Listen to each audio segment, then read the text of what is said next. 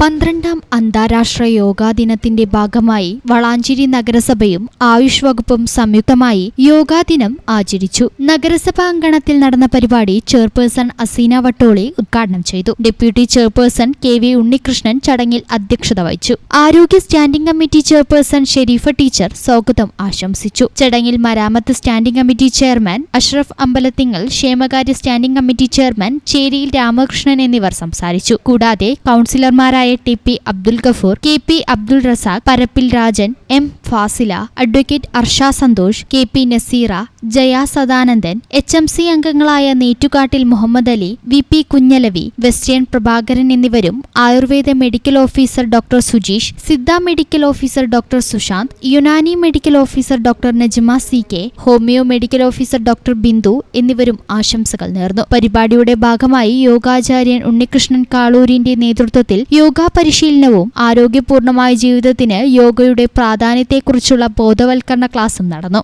ഏവരെയും യോഗ ദിനചര്യയുടെ ഭാഗമാകാൻ പ്രേരിപ്പിക്കുന്നതായിരുന്നു പരിപാടി. ഈ ചാനൽ ന്യൂസ്, വളാഞ്ചേരി.